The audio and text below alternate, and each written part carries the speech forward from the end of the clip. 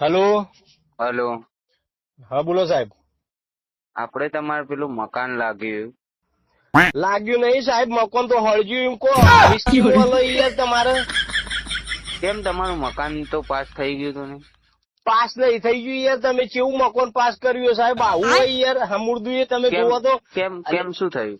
શું થયું? તમે શું કહેતા હતા કે મારી સ્કીમમાં તમને સારું મકાન આપવામાં આવશે ને હા તો ફલાણું એમાં ઢેકણું? એમાં એમ નહીં, મારી વાત સાંભળો.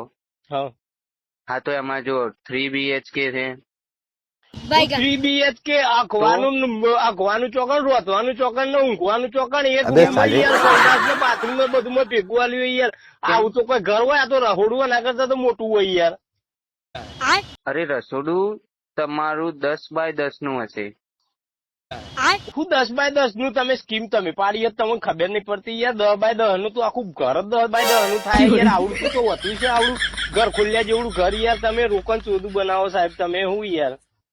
અરે એમ નથી કેતો હું, તમારે હવે સ્કીમમાં પાસ થયું છે તો એ ઘર તમારે લેવું જ પડશે.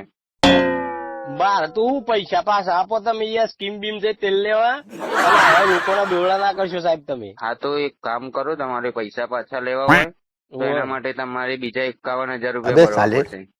હું તંબુરો 51,000 ભરવું હોય, કણીઓ 5.5 લાખ રૂપિયા ઠઠાઈ જાય, બીજા 51 આલું યાર તો 100 લાખ રૂપિયા થાય. તમે તો કહેતા હતા કે તમને મધ્યમ વર્ગ વાળાને ઓછા પૈસામાં અમે હારો ઘર પાસ કરાવી આપીએ ને આમ ને તેમ ને એવું કરીને તમે યાર હવે 5.5 લાખ રૂપિયા લઈ જાઓ. મને તો મારા પૈસા પાછા આલો વ્યાજ અંગાથી. હલો, એટલે તમારે ઓફિસે આવવું પડશે અમારી, અને પછી વાત થશે બધી, બરોબર? ઓફિસ ચોકણીઓ ઓફિસ તો આ ઘર જ ઓફિસ જેવું બનાવ્યું હોય તમે યાર. ઘર બનાવ્યું ઓફિસ બનાવી એ જ ખબર નહીં પડતી. આમાં તો હું કોઈ મારે કોઈ ઘર ઘરતા રમવાનું ઘર બનાવ્યું હોય યાર. આવ્યું જેન ચોકડી. તમે વાંધો નહીં, તમે મળો આવતીકાલે. હા હું કાલે આવું તમારું ઓફિસે યાર. આ બધું ધંધા ના ચાલે સાહેબ. સારું સારું, આવો.